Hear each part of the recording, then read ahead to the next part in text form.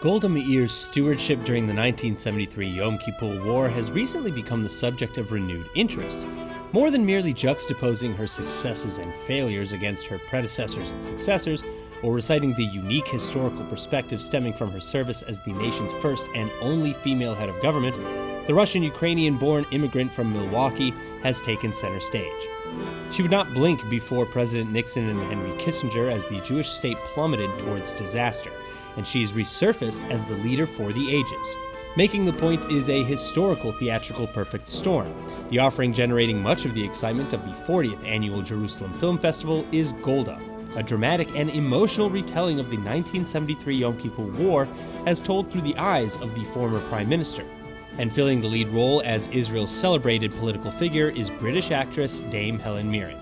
Carefully crafted by Israeli native director Guy Nativ, Golda, which stars a mostly Israeli cast, is helmed by Dame Helen Mirren, who delivers a powerful and nuanced portrayal of Golda, and it follows Golda's life at the time of, before, and a little bit after the 1973 Yom Kippur War.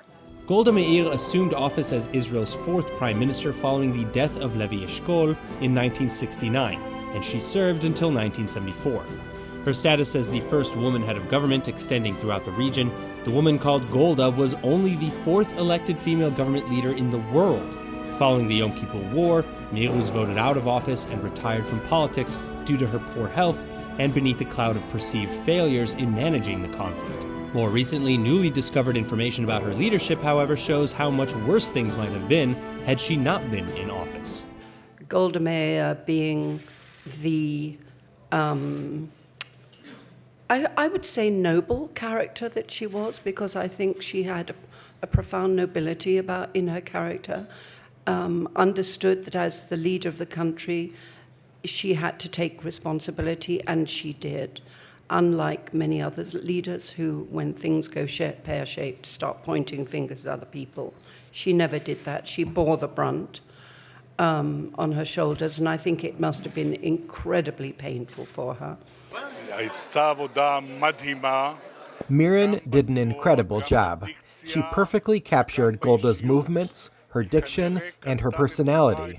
She was able to inhabit Golda's unique character and pains, and her ability to be the person who could manage the war, because Moshe Dayan lost his nerve. And Golda, despite not being a general, understood how to unite everyone, particularly how she involved the United States and negotiated the shipment of weapons aboard the C-5 Galaxies.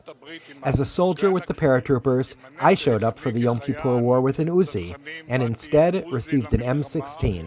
Mirren also discussed her long-standing relationship with Israel and Israel's history, starting with her time in a kibbutz in 1967, and likening the importance of the Yom Kippur War to today's judicial reform protests as similarly, quote, pivotal moments in the country. In preparation for the film and in response to public criticisms in casting, the genealogical firm MyHeritage revealed connections between Mirren and Meir. It's easy to research because there is already a genealogy, a family tree known, because a tree is full of counts, princes, so it's there. Dukes, yes, absolutely. So, and we wanted to check with Golda. We knew they are not related, but maybe there was a way to connect them, and we find a way. We were lucky to find a way. It was not easy, but we find it through marriages. And through stepsisters, and it's very nice to see the past, connecting them.